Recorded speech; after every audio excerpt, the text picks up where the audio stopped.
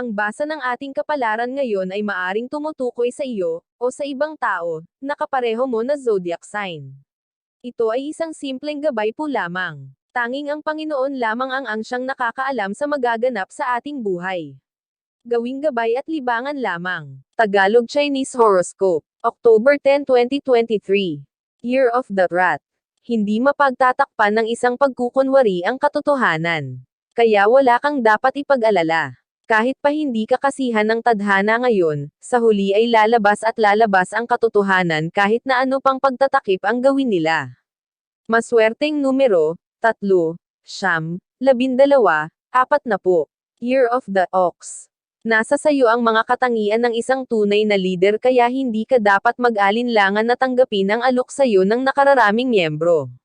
Makakaya mo silang pamunuan sa kabila ng mga nakaambang pagsubok.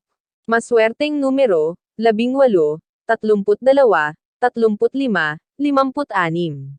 Year of the Tiger.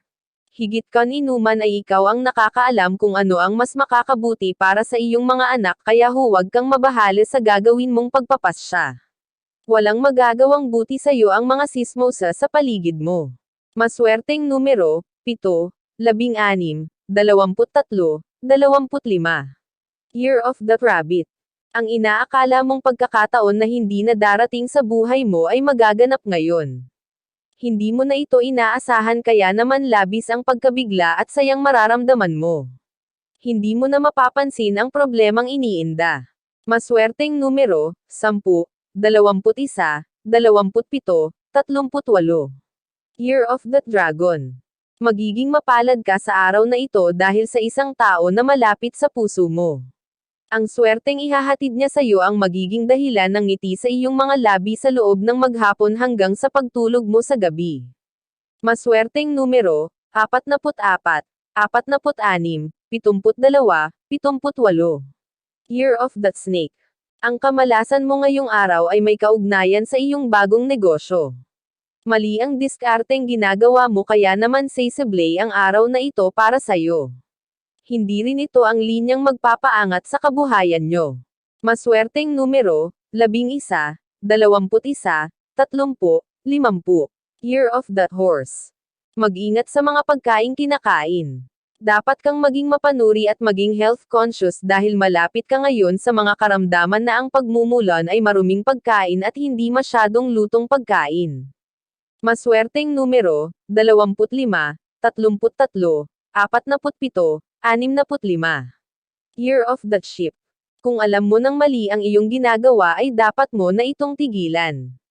Maniwala ka sa good karma at bad karma. Kung ayaw mo na maranasan ang huli ay gawin mo ang una.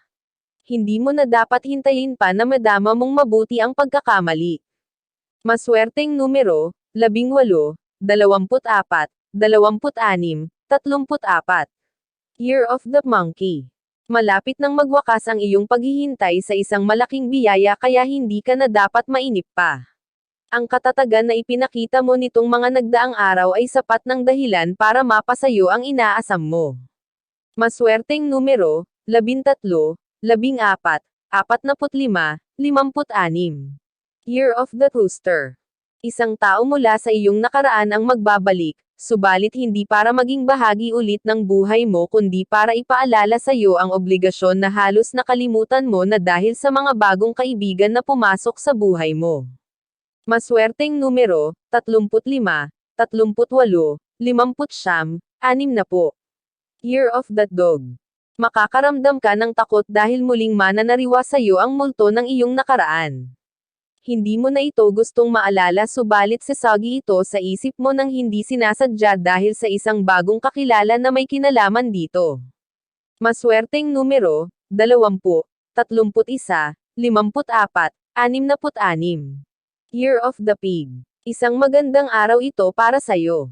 Magiging masaya ang pakikipagbonding sa iyong buong pamilya.